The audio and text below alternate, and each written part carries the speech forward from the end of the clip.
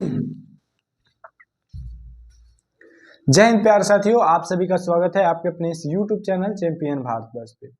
दोस्तों, आज की इस वीडियो में हम लोग नया प्रश्नावली शुरू करने वाले हैं 2.2, जिसमें सबसे पहले हम लोग इसका परिचय जानेंगे, उसके बाद हम लोग उदाहरण, उसके बाद प्रश्नावली 2.2 के प्रश्न को शुरू करेंगे। पिछली वीडियो में हम लोगों ने प्रश्नावली 2.1 को समाप्त किया था। अभी तक आपने उस वीडियो को नहीं देखा है तो उसके प्ले लिस्ट का लिंक आपको डिस्क्रिप्शन बॉक्स में मिल जाएगा, जरूर से चेक करिएगा। ठीक है, तो सबसे पहले देखिए, प्रश्नावली 2.2 के प्रश्न उत्तर को करने से पहले हमें कुछ बातों को ध्यान में रखना होगा। सबसे पहले हमारा जो टॉपिक है यहाँ पे बनने वाला है कि किसी बहुपद के शून्यकों और गुणांकों में संबंध। सबसे पहले शून्यकों और गुणांकों में संबंध जानने से पहले हम लोग ये जाने कि आखिर ये शून्यांक होता क्या है और गुणांक होता क्या है। सबसे पहले ये जानेंगे तब तो जानेंगे कि इनमें संबंध कैसा है, कैसे हम लोग स्थापित कर सकते हैं। तो सबसे पहले हमने आपको ग्राफ के माध्यम से बतलाया था कि एक्स अक्ष को कोई रेखा कितनी बार काट रही है वहीं उसका शून्यक हो जाएगा। ठीक है, शून्यक। तो देखिए यहाँ पे ये 3 बार काट रही है तो इसका शून्यक 3 हो जाएगा। लेकिन हमने एक बात और कहा था कि किसी बहुपद का अधिकतम घात उस जो होता है किसी बहुपद का, वो जितना ही अधिक रहेगा उसका जो शून्यक होगा उतना ही अधिक आएगा।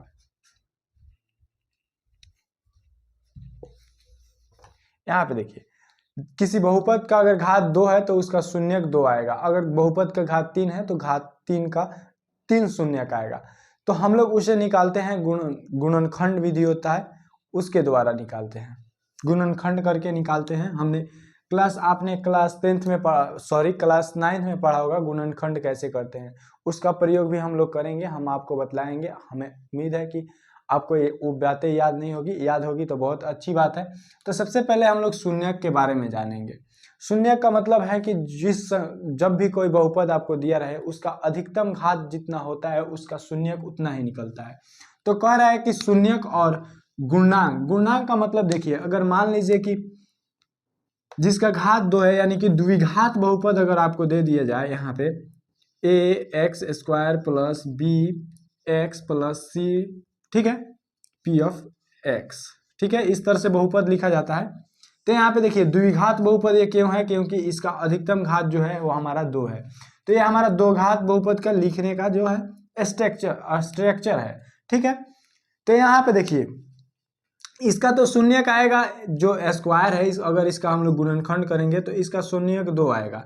2 कुछ भी हो सकता है, 2 अंक आएगा लेकिन शून्य, क्योंकि इसका घात जो है अधिकतम 2 है। अगर बात करें ये गुणांक की, तो ये जो x के साथ गुणा में है, यहाँ पे गुणा में है, और इसको हम लोग देखिए ये हमारा अचर है। अचर मतलब ये फिक्स रहता है, ये बदलता नहीं है। मान लीजिए अगर कहीं पे हम लोग लिख दे कि ये 6 है तो ये दूसरा व्यक्ति आएगा तो इसको 6 ही कहेगा, नहीं कहेगा कि ये 7 है। ठीक है, लेकिन अगर बात करें x बराबर यहाँ पे 4 लिख दे तो कोई व्यक्ति आएगा तो कहेगा यहाँ पे x बराबर, आप मान लीजिए कि 2 + y बराबर x लिखे हैं, तो यहाँ पे कोई व्यक्ति आया और y का मान 2 रख दिया, तो 2 + 2 करके यहाँ पे x का जो मान है यहाँ पे 4 ला दिया। ठीक है, अगर कोई व्यक्ति आया और y के जगह पर 1 रख दिया तो यहाँ पे तो 3 आएगा। तो इसलिए x और y का मान बदलते रहता है, लेकिन जो अचर होता है उसका मान नहीं बदलता है, चर का मान बदलते रहता है। तो यहाँ पे देखिए, यहाँ पे कह रहा है कि जो यहाँ पे जो गुणांक है a b c, यही हमारा गुणांक होता है। ये हमारा है द्विघात बहुपद के लिए। अगर त्रिघात बहुपद के लिए लिखना हो तो देखिए क्या, यहाँ पे त्रिघात बहुपद तक भी पढ़ना है हम लोग को, तो यहाँ पे हो जाएगा ax³ plus bx² plus cx plus d हो जाएगा। ठीक है, ये हमारा त्रिघात बहुपद के लिए हो गया। अब देखिए हम लोग जानने वाले हैं, हम लोग शून्यक जान गए कि जितने कोई भी बहुपद दिया रहेगा जितना उसका घात होगा उसका शून्यक निकलेगा। हम लोग ये भी जानेंगे कि शून्यक कैसे निकालते हैं, लेकिन इतना समझिए कि जितना घात रहेगा उसका शून्यक उतना ही निकलेगा। शून्यक का मतलब क्या, शून्यक का मतलब x का मान जितना घात अधिक रहेगा उस x का मान उतना ही अधिक आने वाला है। तो यहाँ पे शून्यक का मतलब यही है कि यहाँ पे देखिए x का मान हम लोग निकालते हैं। ठीक है, शून्यक डायरेक्ट समझिए, शून्यक का मान मतलब x का मान। तो यहाँ पे हम लोग शून्य को जान गए, और गुणांक का मतलब ये जो ए बी और सी है यही हमारा गुणांक है। यहाँ पे मान लीजिए एक कोई अंक है, तो यहाँ पे अगर बात करें तो ये हमारा सी भी गुणांक है, बी भी गुणांक है और एक्स भी गुणांक है। तो देखिए अगर बात करते हैं हम जब द्विघात बहुपद की, तो हम पहला शून्यक को हम लोग मानते हैं अल्फा, ठीक है, और दूसरा शून्यक होता है हमारा बीटा। क्योंकि इसका घात 2 है तो ये 2 ही शून्यक आएगा, तो हम लोग पहले को मान लेते हैं अल्फा, दूसरे को मान लेते हैं बीटा, ठीक है। उसको हम आगे बतलाएंगे जब हम मैथ आपसे बनवाएंगे तब। अगर बात करें यही हम लोग त्रिघात बहुपद की, तो इसका जो शून्यक होगा वो 3 होगा। तो एक को कहते हैं अल्फा, एक को कहते हैं बीटा, एक को कहते हैं गामा, यानी कि इसके शून्यक 3 है, तो हम लोग इसके 3 नाम लिखते हैं। अब बात करते हैं, हम लोग को जानना है किसी बहुपद के शून्यक और गुणांक में संबंध। तो बात करते हैं यहाँ पे द्विघात बहुपद के लिए। तो द्विघात बहुपद के लिए जब अल्फा यानी कि शून्यकों का योग करते हैं तो हमारा गुणांक होता है माइनस के बी बटे ए होता है। यहाँ पे देखिए हम लोगों ने, यहाँ पे देखिए हम आपको बतला रहे हैं, यहाँ पे देखिए गुणांक को हम लोग जब जोड़े तो इसका जो जब हम लोग शून्यक को जोड़े तो यहाँ पे देखिए यहाँ पे गुणांक हम लोग लाए, यानी कि जब भी आप अल्फा प्लस बीटा यानी कि 2 शून्यक को जोड़िएगा तो वो माइनस बी बटे ए आएगा, माइनस बी बटे ए आएगा, ठीक है, हर हमेशा। अब बात करते हैं यहाँ पे, अब गुणा की बात करते हैं। यहाँ तो गुणांक है, अगर आप लोग अगर ऐसा ना करके जोड़े ना, यहाँ पे अगर 2 शून्यकों को गुना कर दे तो ये हमारा होता है सी बटे ए। सी का मतलब देखिए यहाँ पे जो अंक है ओ, और ए का मतलब यहाँ पे जो गुणा में रहेगा ओ, ठीक है। ये हमारा 2 फॉर्मूला होता है, ठीक है। अब बात करते हैं त्रिघात बहुपद में। अगर हम लोग क्या करें, alpha plus beta plus gamma अगर जोड़ते हैं, अल्फा बीटा प्लस गामा अगर तीनों को हम लोग जोड़ते हैं तो हमारा यहाँ पे आता है माइनस के डी बटे ए, माइनस के बी बटे ए आता है, यहाँ पे माइनस के बी बटे ए। अगर बात करें यहाँ पे देखिएगा, हम तो इसको ऐसे भी लिख सकते हैं alpha into beta plus beta into alpha plus alpha into beta या गामा देखिए यहाँ पे alpha into beta, beta into gamma, या अल्फा इंटू गामा या गामा इंटू बीटा, ठीक है। तो ये हमारा हो जाएगा यहाँ पे हो जाएगा सी बटे ए, तो यहाँ पे हो जाता है सी बटे ए। अगर हम लोग तीनों को गुना कर दें, अल्फा बीटा और गामा, इन तीनों को गुना कर दें तो यहाँ पे होता है डी बटे ए हो जाता है हमारा, और वो भी माइनस में होता है, यहाँ पे माइनस में। देखिएगा यहाँ पे हमारा 3 फॉर्मूला निकल के आया, 1 2 और यहाँ पे 3 और यहाँ पे 2। और इतना फॉर्मूला अगर आप याद रखते हैं तो आप प्रश्नावली 2.2 और उदाहरण इसका पूरा आप कर लेंगे, ठीक है। इसी के आधार पे उदाहरण भी है। तो हमने देखिए एक बार और आपको बतला दे रहे हैं। देखिए यहाँ पे हमारा जो टॉपिक था, यहाँ पे बोल रहा था कि किसी बहुपद के शून्यक और गुणांक में संबंध बतलाइए। तो हमने सबसे पहले आपको समझाया कि आखिर शून्यक होता क्या है। शून्यक मतलब x का मान, और x का जितना घात रहेगा यानी कि x स्क्वायर रहेगा, क्यूब रहेगा, या उसका घात 4 रहेगा, वैसे ही उसका शून्यक आएगा। जितना घात उतना शून्यक, यानी कि जितना घात रहेगा उतना x का मान आएगा, वही हमारा शून्यक कहलाएगा। और दूसरा गुणांक की बात करें तो x में जो गुणा रहेगा, यानी कि x का जो गुणांक रहेगा, x से गुना हुआ जो रहेगा, वही हमारा गुणांक कहलाता है।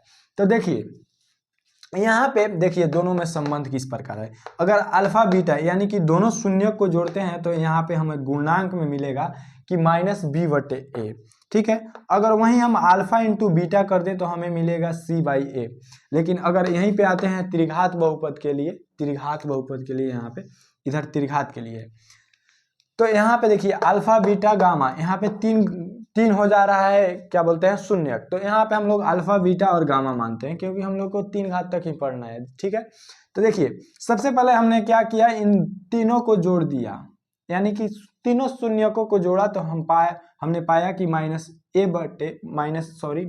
बटे ए आ रहा है। ये हमारा पहला फॉर्मूला हो गया। दूसरा हुआ कि अगर हम क्या करें कि एक के दूसरे वाले यानी कि पहले वाले दूसरे वाले को गुना कर दे, दूसरे वाले तीसरे वाले को और तीसरे वाले को पहले से, तो हमारा आता है कि यहाँ पे सी बटे ए आता है। और बात करें वहीं हमारे तीनों को गुना कर दे, जैसे अल्फा बीटा का किया वैसे ही अल्फा बीटा और गामा को कर दे, तो ये हमारा आता है माइनस का डी बाई ए। इतना अगर आप फॉर्मूला याद रखते हैं तो आप प्रश्नावली और उदाहरण आराम से कर पाएंगे, सिर्फ आपको समझना है। ठीक है, यहाँ पे देखिए, आप चाहे तो इसका स्क्रीनशॉट ले सकते हैं, नहीं तो ये आपके बुक में भी दिया हुआ है। अब चलिए हम लोग उदाहरण के तरफ बढ़ते हैं।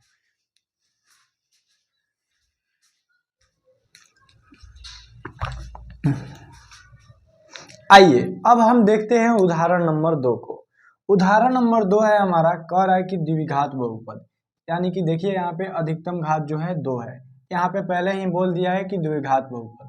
द्विघात बहुपद इतना कि शून्य ज्ञात कीजिए, शून्य ज्ञात करना है और शून्यकों तथा गुणांकों के बीच संबंध की सत्यता की जांच करनी है। सबसे पहले हम लोगों को शून्यक निकालना है और शून्यक के जो गुणनफल है या गुणांक है यहाँ पे, उसको सत्यापित करना है कि सत्य है, दोनों बराबर आ रहा है कि नहीं। ठीक है, तो सबसे पहले हम लोग इसके शून्यक निकालना सीखेंगे। तो सबसे पहले यहाँ लिखेंगे हल। ठीक है, हल में लिखेंगे x square plus 7x plus 10। सबसे पहले इसका गुणनखंड हम करेंगे तभी हमारा जो शून्यक निकलेगा। तो आपने जब गुणनखंड पढ़ा होगा, यदि आपने भुला दिया है तो कोई बात नहीं, जब भी गुणनखंड करिएगा तो इन दोनों में गुना कर दीजिएगा। अगर एक्स स्क्वायर में अगर 10 से गुना करें तो ये हमारा हो जाएगा 10x स्क्वायर, यानी कि 10x स्क्वायर। अब देखिए 10x स्क्वायर में हम क्या करेंगे, 10 को यहाँ पे 10 का आभाज्य गुणनखंड करेंगे, तो यहाँ पे 2 से करेंगे तो 5 आएगा और 5 से करेंगे तो 1 आएगा। ठीक है, तो यहाँ पे देखिए हम इसको तोड़ेंगे, इस बीच वाले को तोड़ेंगे। देखिए सबसे पहले एक बार और हम आपको बतला दें, क्योंकि इसमें जब तक आपको गुणनखंड करना नहीं आएगा तब तक आपसे ये बनने वाला नहीं है। जो सत्य है वही सत्य है। देखिए सबसे पहले हम लोग करेंगे क्या, इन दोनों में गुना कर देंगे, इसमें और इसमें गुना कर देंगे, तो हमारा देखिए 10 आ गया, 10x स्क्वायर आया। तो इस 10 को हम क्या करेंगे, इस 10 का आभाज्य गुणनखंड करेंगे। सबसे पहले हम इन दोनों में गुना करेंगे, उसके बाद जो आएगा उसका आभाज्य यहाँ पे लिख करके यहाँ पे आभाज्य गुणनखंड करेंगे। तो आभाज्य गुणनखंड में जो भी आएगा तो हम इस बीच वाले को तोड़ने का प्रयास करेंगे उसी में। तो सबसे पहले हम लोग क्या करते हैं, यहाँ पे बराबर देते हैं, x स्क्वायर को रहने देंगे, प्लस को भी रहने देंगे, और हमको तोड़ना है 7x को, 7x को तोड़ना है, क्योंकि हमें चाहिए इन दोनों में कॉमन, और इसको 2 बनाएंगे तो दोनों में कॉमन चाहिए। तो यहाँ पे देखिए 7 को हम लोग लिख सकते हैं यहाँ पे 2 + 7, ठीक है, सॉरी 2 + 5, और 5 + 2 भी लिखेंगे तो 7 ही आएगा। तो हम लोग देखिए यहाँ पे क्या करेंगे, 2 + 5 या 5 + 7 दोनों में से कोई लिखेंगे तो 2, और इसका देखिए एक x यहाँ पे रख देंगे प्लस यहाँ पे 5x, यानी कि इन दोनों x को अलग अलग लिख देंगे। यहाँ पे देखिए गुणा वगैरह नहीं हो रहा है कि यहाँ पे x गुने x करेंगे तो स्क्वायर आ जाएगा, यहाँ पे देखिए जुड़ रहा है। हम लोग ये सिर्फ यहाँ पे गुना किए हैं, तो इसका देखिए हम चाहते तो इसका गुना नहीं करके यहाँ पे हम लोग यहाँ पे 1 मानते और इस 10 में गुना कर दे तो हमारा 10 आता, और 10 से आभाज्य गुणन करते तो 5 और 5 एकम 5 आता। ठीक है, लेकिन हमने स्क्वायर को किया क्योंकि यहाँ पे हमको एक्स स्क्वायर को भी किया क्योंकि हमको x भी चाहिए था। तो यहाँ पे देखिए हमने इतना किया, यानी कि 5 2 7 और x हमारा x हो जाएगा, x हमें चाहिए था इसीलिए हमने इसको गुना किया। ठीक है, तो अब देखिए इतना हो गया, प्लस 10 में कोई छेड़खानी नहीं, उसको वैसे ही लिख देंगे। अब देखिए अब हम लोग आगे करने क्या वाले हैं, इसमें से x कॉमन लेंगे। x कॉमन का मतलब देखिए 1/x, x अगर बाहर निकालते हैं यहाँ पे तो इसका मतलब 1/x से हमको गुना करना पड़ेगा, जो संख्या दी रहेगी। क्यों गुना करना पड़ेगा, क्योंकि अगर इस x 1/x को अगर बाहर निकालते हैं तो इस x से इस ex कट जाएगा तो हमें मिलेगा 1, और 1 से किसी भी संख्या में गुना कीजिए वही संख्या में मिलती है, इसलिए इससे फर्क नहीं पड़ता है। तो हमको चाहिए x कॉमन, यानी कि x बाहर। तो यहाँ पे देखिए x² कर देंगे, 1/x ना किए हैं, 1/x किए हैं यहाँ पे, पहले से ऊपर तो स्क्वायर वाला था। तो देखिए यहाँ पे एक x से एक x कटेगा तो एक x बचेगा, ठीक है। तो इसीलिए हम लोग यहाँ पे डायरेक्ट x को काट छांट ना करके यहाँ पे x लिख लेंगे, क्योंकि इसके बाहर एक ले लिए हैं तो हमारा x बच गया, प्लस देंगे। फिर देखिए यहाँ पे x एगो है तो x यहाँ पे देखिए 2x है, तो अगर हम लोग x से भागा कर दें तो x x कैंसिल हो जाएगा, हमें मिलेगा 2, तो यहाँ पे हो जाएगा हमारा 2, फिर प्लस देंगे क्योंकि इसके आगे प्लस है, प्लस देंगे। फिर इस 5 को हम लोग कॉमन लेंगे। क्यों 5 को कॉमन लेंगे? क्योंकि अगर 10 को हम लोग तोड़ेंगे तो 2 5, यानी कि 5 को हम कॉमन ले सकते हैं, तो हम लोग 5 को कॉमन लेंगे तो हमारा देखिए 5x/5 करेंगे तो 5 से 5 कैंसिल, तो हमें मिलेगा x, ठीक है। अब देखिए 10 में से 10 को अगर तोड़ते हैं तो 2 × 5 होता है, तो बट्टे में 5 करेंगे तो 5 से 5 कैंसिल, तो हमें मिलेगा 2, तो यहाँ पे प्लस का 2 कर देंगे, ठीक है। अब देखिए जब भी आप गुणनखंड कर लें, अगर आपको पता करना हो कि हमने सही गुणनखंड किया है कि नहीं, तो आप इस बात पे ध्यान दीजिएगा। 1 मिनट थोड़ा ज़्यादा समय लगेगा, लेकिन आप एक बार समझ जाते हैं तो आपको ज़्यादा समय नहीं लगेगा, क्योंकि हमें समझाने में आपको समय लगेगा जो लगेगा, क्योंकि उस समय आपको दोबारा किसी को समझाना नहीं रहेगा, आप खुद से बनाने लगिएगा, ठीक है। तो देखिए जब भी आपको चेक करना हो कि गुणनखंड हमने सही बनाया है कि नहीं, तो इन जो कॉस्ट को छोटा कॉस्ट में है संख्या, इन दोनों को देख लीजिएगा। दोनों जब भी आएगा तब भी बराबर ही आएगा, अगर बराबर नहीं आता है इसका मतलब गुणनखंड में कहीं ना कहीं मिस्टेक है। अगर इन दोनों संख्या बराबर नहीं आता है तो ध्यान रखिएगा गुणनखंड में मिस्टेक है का मतलब है। अब देखिए ये दोनों गुना में है, तो इन दोनों को अलग, यानी कि इन दोनों को हम लोग अलग लिख देंगे, और ये हमारा x+2 है। अब देखिए एक बात हम आपको बतलाना चाहेंगे सिर्फ इसी प्रश्न में। देखिए अब हमने किया है, यहाँ से तो हमारा शून्य निकल जाएगा, लेकिन एक बात है आप ध्यान में रखिए, यहाँ पे है x+5 और यहाँ पे है x+2, ठीक है। अगर हम लोग गुना करेंगे तो हमको इतना ही प्राप्त होगा। देखिएगा एक बार, अगर हम लोग इसको रहने दें, यहाँ देखिए x+2 को यहाँ पे पहले सबसे x से गुना करते हैं। आपने अगर पढ़ा होगा तो आपको पता होगा कि सबसे पहले अगर x से इसमें पूरा में गुना कर दे, फिर +5, यानी कि फिर 5 से इतना में गुना कर दे x+2 में, यानी कि सबसे पहले इसमें इससे इस पूरा में गुना करेंगे, फिर +5 से पूरा में गुना करेंगे। तो देखिएगा यहाँ पे अगर हम पूरा बनाते तो भी थोड़ा समय लगता, लेकिन देखिए यहाँ पे अगर देखिएगा कहाँ पे, यहाँ पे तो वैसा ही आया है कि नहीं, वैसा ही आया, तो पीछे भी वैसे करते जाएंगे। तो यहाँ पे देखिए x में गुना x² प्लस x में 2 से तो 2x प्लस 5 में x से तो 5x प्लस 5 दूना 10। अब देखिए x² और ये दोनों एक जैसा है, तो इसका मतलब +7x प्लस 10, देखिए उतना ही आया जितना कि यहाँ पे है। अब बात करते हैं हम लोग को शून्य तक पहुँचना है। ये तो रहा कि हमने यहाँ तक पहुँचा, तो इसी से हम लोग फिर यहाँ तक पहुँचे, वो सिर्फ समझने के लिए था। इसे अब आप भूल जाइए, अब इसे आप ध्यान में रखिए।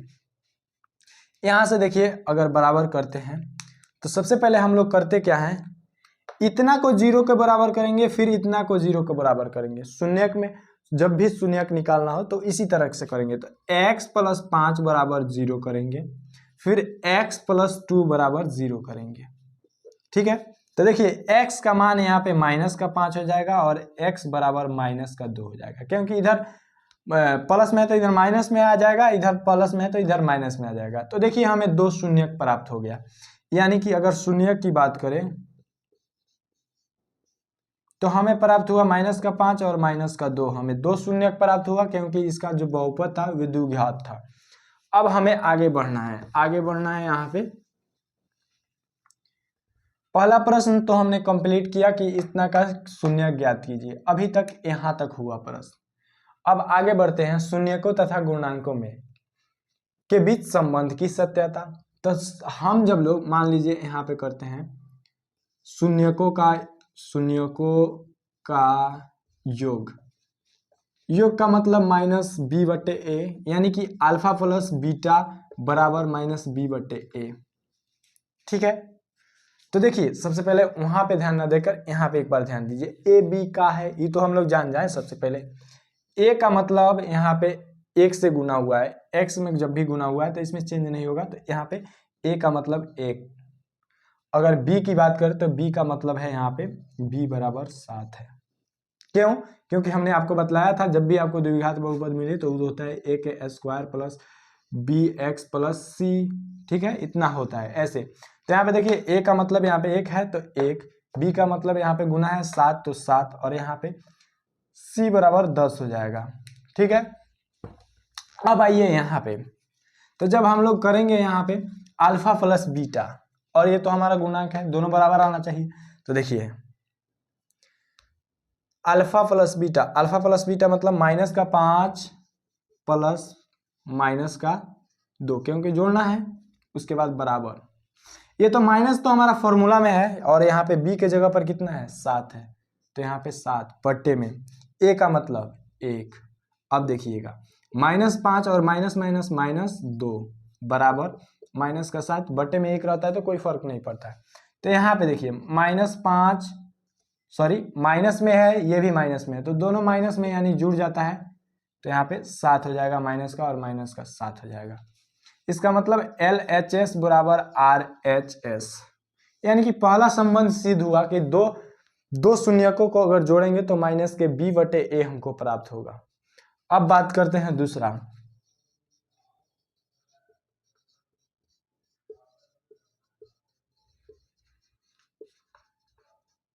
अब शून्यकों के गुणनफल की बात करते हैं। शून्यकों की गुणनफल हमारा होता है यहाँ पे c बटे ए होता है।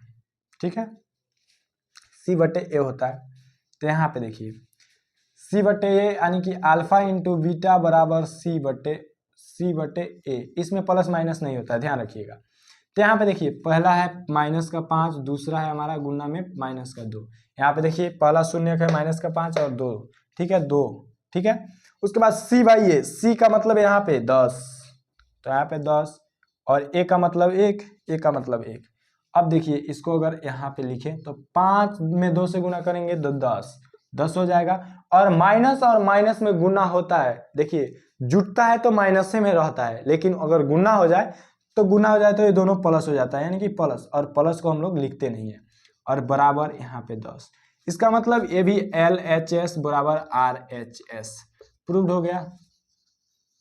सिर्फ हमको इतना ही दिखाना था कि दिखाइए कि गुणनफल, शून्यकों का गुणनफल जो होता है वो बराबर होता है यहाँ पे गुणनफल और संबंध शून्यकों तथा गुणांकों के बीच संबंध हमको दिखाना था। तो यहाँ पे हमने गुणांकों और शून्यकों के बीच संबंध हमने दिखा दिया।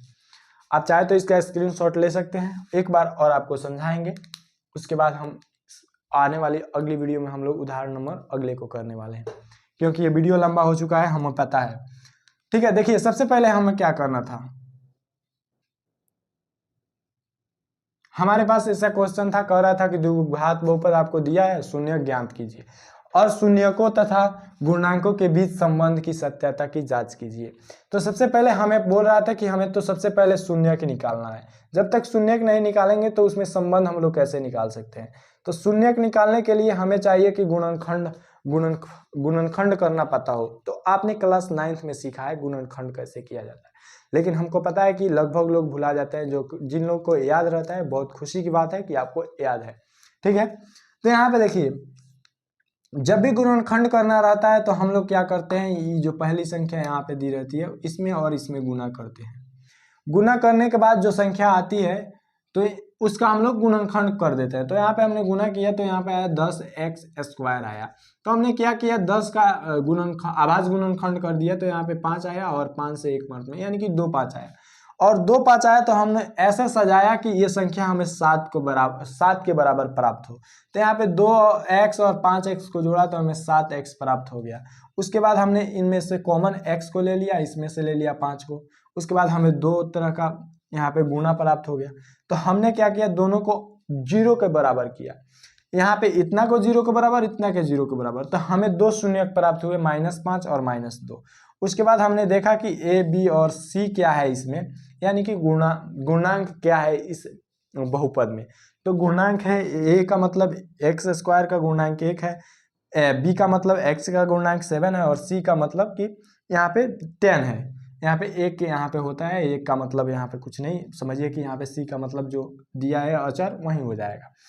अब देखिए इतना हम लोग कर लिए, तो हमें तो पहले हम आपको बतला दिए हैं परिचय में कि जब भी शून्यकों का योग होता है माइनस बी बाई ए होता है। शून्यकों का योग यानी कि हम लोग एक को अल्फा कहते हैं, दूसरे को बीटा कहते हैं, तो वो भी माइनस बी बाई ए के बराबर होगा।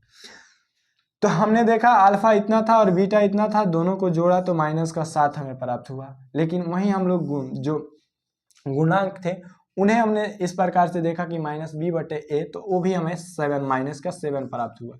यानी कि दोनों हम लोगों ने LHS और RHS बराबर कर लिया। फिर जब हमने बात किया कि शून्यकों के गुणनफल के बारे में, यानी कि दोनों शून्यक को अगर गुणा करते हैं तो हमें क्या प्राप्त हो करता है, तो हमें प्राप्त हुआ कि C बाई ए, यानी कि गुणांक हमें प्राप्त हुए C बाई ए। तो हमने देखा कि C बाई ए भी हमारा जो होता है वो बराबर हो गया। इसका मतलब हमने ये सिद्ध कर दिया कि शून्यकों का शून्यकों तथा गुणांकों के बीच संबंध सत्य है, इस प्रकार से होता है। अगली आने वाली वीडियो में हम लोग समझने वाले हैं उदाहरण नंबर 3 को, उसके आगे के प्रश्न को। इतना हमने आपको बतलाया। यदि आपको समझ में आया है तो आप अपने दिल से एक लाइक जरूर करिएगा, और चैनल पे पहली बार आए हैं तो चैनल को सब्सक्राइब करके बेल नोटिफिकेशन को ऑल पे प्रेस कर दीजिएगा, ताकि हमारी आने वाली सभी वीडियो का नोटिफिकेशन आपके पास पहुंचता रहे, क्योंकि एक वीडियो बनाने में बहुत ज़्यादा मेहनत लगती है। ठीक है, तो अगली वीडियो में फिर मिलते हैं। अगर आपने पिछली वीडियो नहीं देखा है तो उसके प्ले लिस्ट का लिंक आपको डिस्क्रिप्शन बॉक्स में मिल जाएगा या यहाँ पे मिल जाएगा। ठीक है, अगली वीडियो में फिर मिलते हैं, तब तक के लिए जय हिंद।